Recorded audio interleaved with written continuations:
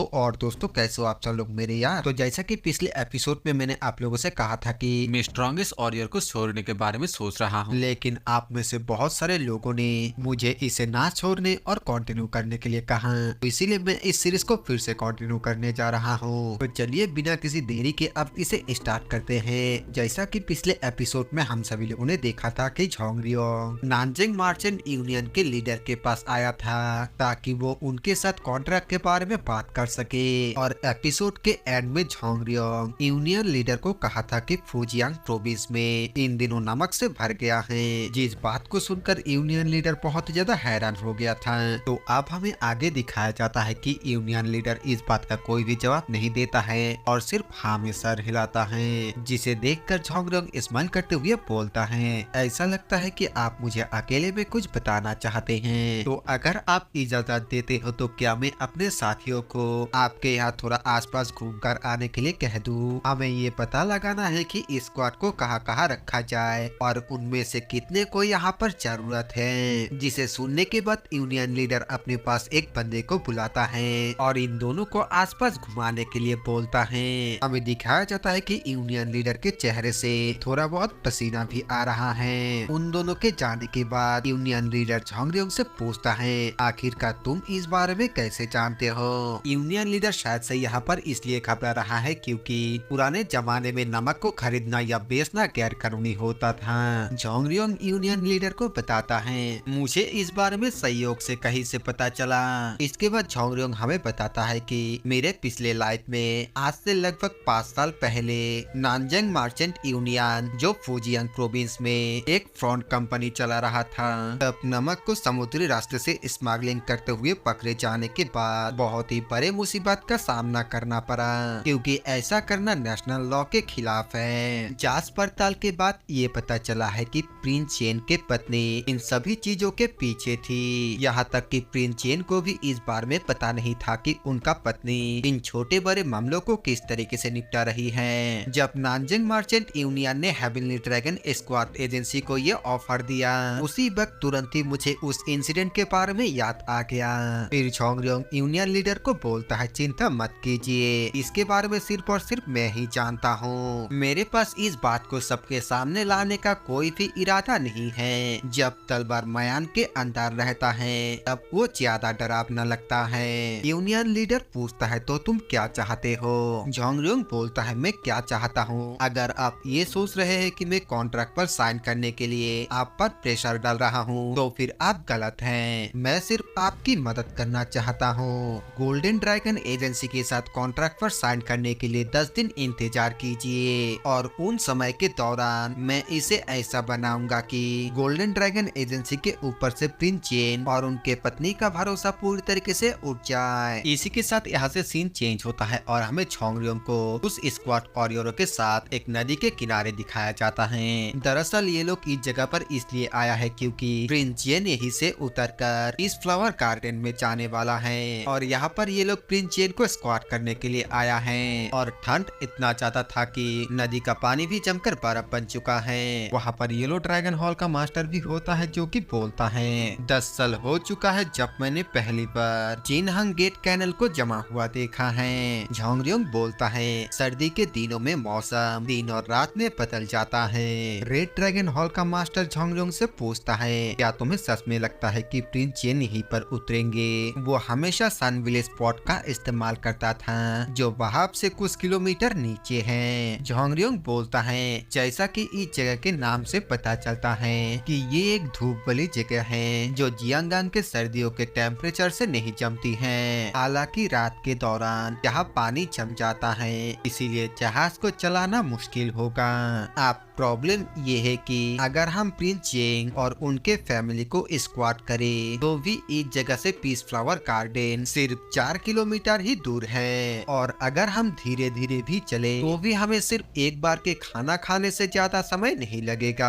हमें इतने से कम समय के अंदर ही उन्हें अपने पास लाना होगा। येलो ड्रैगन हॉल का मास्टर बोलता है, और हम ऐसा कैसे करेंगे? मेरे हिसाब से तो ऐसा करने का सिर्फ एक ही तरीका है। अगर अचानक से रास्ते में कोई हत्यारे आ जाए और हम उन्हें शानदार तरीके से हरा दे। इस बात को सुनकर झोंगरियोंग बहुत ही ज्यादा हैरान होता है और अपने मन में बोलता है ऐसा तो सच में होने वाला है। हालांकि मेरे पिछले लाइफ में प्रिंस जेन ने सभी हत्यारे को मार दिया था, लेकिन इसमें उनके भी आधे से भी ज्यादा लोगों का मौत हो गया। और फिर आगे सोचते हुए बोलता है हम इसका इस्तेमाल पीस फ्लावर गार्डन के कॉन्ट्रैक्ट को हासिल करने के लिए कर सकते हैं। और ये भी सोचता है कि लेकिन आखिरकार उनका अंदाजा इतना ज्यादा सही कैसे था। और तभी गाबोलियोंग सामने कुछ देखकर झोंगरियोंग को बोलता है यंग मास्टर जहाज आ रहा है। हमें दिखाया जाता है जैसा कि झोंगरियोंग ने कहा था, बर्फ की वजह से जहाज आगे नहीं बढ़ पा रहा होता है। और शिप का कैप्टन एक बंदे को बोलता है बर्फ के बारे में हम कुछ भी नहीं कर सकते हैं, हमें जहाज को यहीं पर रोकना होगा।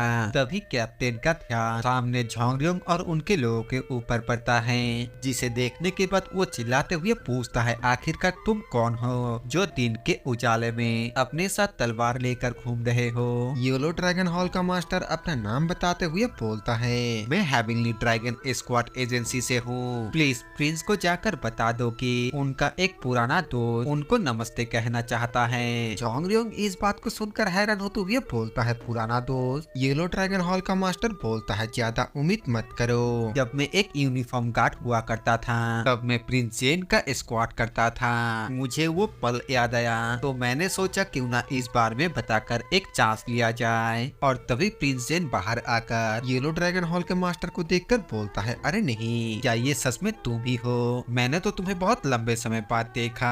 येलो ड्रैगन हॉल का मास्टर प्रिंस जेन को देखने के बाद उनके आगे झुककर उन्हें ग्रीट करता है, जिसके बाद बाकी सभी भी उनको ग्रीट करता है। प्रिंस जेन एक बंदे को बोलता है मैं अपने एक पुराने दोस्त से बात करना चाहता हूँ, जल्दी करो और जहाज को डॉक पर लेकर चलो। जिसके बाद प्रिंस जेन और उनके पत्नी जहाज से उतर जाता है। और प्रिंस जेन के पत्नी की खूबसूरती को देखकर तभी स्क्वाड और घायल हो जाता है। और ये जो दूसरी लड़की होती है ये प्रिंस जेन के बेटी है। येलो ड्रैगन हॉल का मास्टर बोलता है योर हाइनेस प्रिंस जेन, उनके पत्नी और उनके बेटी को हमारा ग्रीटिंग। प्रिंस जेन येलो ड्रैगन हॉल के मास्टर के पास जाकर बोलता है वाह, आखिरकार तुम यहाँ पर क्या कर रहे हो? येलो ड्रैगन हॉल का मास्टर बोलता है लॉर्ड हम आपका यहाँ पर इंतजार कर रहे थे। प्रिंस जेन पूछता है आखिरकार तुम्हें कैसे पता चला कि मैं यहाँ पर आऊंगा? और तभी हमें झोंगरियोंग को दिखाया जाता है, जिसका नजर प्रिंस जेन के बेटी के ऊपर पड़ता है। और वो उसे देखने के बाद अपने मन में बोलता है अगर मैं अपने पिछले लाइफ में शादी कर लिया होता तो फिर इस लड़की के उम्र की मेरा भी एक बच्चा होता, काश कि उसे मैं अपने साथ एक दावत के लिए बुला पाता। येलो ड्रैगन हॉल का मास्टर प्रिंस जेन के सवालों का जवाब देते हुए बोलता है जियांगनान में 2 दिन पहले ठंड इतना ज्यादा बढ़ गया कि नदी का पानी भी बर्फ बन गया, इसीलिए हमने ये अंदाजा लगाया कि आप सान विलेज तक नहीं पहुंच पाएंगे और आपको यहीं पर उतरना पड़ेगा। जिसे सुनने के बाद प्रिंस जेन हंसते हुए बोलता है तुम बिल्कुल सही थे, मैं ठंड से बचने के लिए यहाँ पर आया था, लेकिन ऐसा लगता है कि उसने मेरा पीछा किया है। और फिर आगे पूछता है लेकिन आखिरकार मैं गोल्डन ड्रैगन एजेंसी और नानजंग मर्चेंट यूनियन के लोगों को क्यों नहीं देख पा रहा हूँ? येलो ड्रैगन हॉल का मास्टर बोलता है वो लोग शायद से आपका इंतजार सन विलेज पोर्ट पर कर रहा होगा, क्योंकि वहाँ का पानी अभी तक नहीं जमा है, इसीलिए शायद से उन लोगों को इस जगह के हालातों के बारे में पता नहीं है। प्रिंस जेन पूछता है और लेकिन तुम्हें इस हालात के बारे में कैसे पता चला? येलो ड्रैगन हॉल का मास्टर बताता है हमने बस ये देखा कि कल रात ठंड कुछ ज्यादा ही था। और फिर झोंगरियों की तरफ इशारा करते हुए बोलता है लेकिन अगर इन्होंने सुबह सुबह कैनल को चेक नहीं किया होता हम लोग तो यहाँ पर आते भी नहीं। जिसे सुनकर प्रिंस जेन बोलता है वो क्या ऐसा बात है, पता नहीं मैं तुम्हारा शुक्रिया अदा कैसे करूँ। येलो ड्रैगन हॉल का मास्टर झोंगरियों के बारे में आगे बताते हुए बोलता है वो हेवनली ड्रैगन स्क्वाड एजेंसी के ओनर का बेटा ली झोंगरियोंग है। इस साल के इंपीरियल एग्जाम में टॉप स्कॉलर बनने के बाद वो गवर्नमेंट पोस्ट के लिए अपने होम टाउन वापस लौट आया। झोंगरियोंग बोलता है मैं ली झोंगरियोंग योर इंपीरियल हाइनेस प्रिंस जेन को ग्रीट करता हूँ। प्रिंस जेन हंसते हुए पूछता है तो तुम सुबह सुबह उठकर कैनल को चेक करने के लिए आ गए है ना? झोंगरियोंग बोलता है ये उतना भी खास नहीं था, प्लीज मेरे हरकतों पर बुरा मत मानिएगा। प्रिंस जेन बोलता है ऐसा कोई भी काम नहीं है जिसे एक्नॉलेज ना किया जाए, लेकिन ऐसा भी कोई काम नहीं होता है जिसके पीछे कोई मतलब ना हो। इस बात बात को सुनकर झोंगरियोंग थोड़ा घबरा जाता है और प्रिंस जेन आगे बोलता है, अगर मेरा अंदाजा सही है तो फिर तुम हमें पीस फ्लावर गार्डन तक ले जाने के लिए ऑफर करने वाले हो और उस घोड़े गाड़ी को मेरे पत्नी और मेरे बेटी के लिए तैयार की गई है लगता है। झोंगरियोंग घबराते हुए प्रिंस जेन को कुछ कहने की कोशिश करने लगता है, लेकिन वो कुछ भी नहीं कह पाता है। प्रिंस जेन बोलता है, क्या ऐसा हो सकता है ये पीस फ्लावर गार्डन के प्रोटेक्शन के कंट्रोल को पाने के लिए है। इस बात को सुनकर झोंगरियोंग हैरान होते हुए अपने मन में बोलता है, क्या उन्होंने पहले ही हमारे प्लान्स का पता लगा लिया है। और इसी सस्पेंस के साथ ये वाला एपिसोड यहीं पर खत्म हो जाता है। तो अब आगे क्या होगा वो हम देखने वाले हैं नेक्स्ट एपिसोड में। बाकी यार इस वीडियो को पूरा देखने के लिए आप सभी को दिल से थैंक यू। वीडियो पसंद आए तो वीडियो को लाइक कर देना, चैनल पर नए तो सब्सक्राइब कर देना। मैं मिलूंगा आप सभी से एक नए वीडियो के साथ, तब तक के लिए बाय बाय।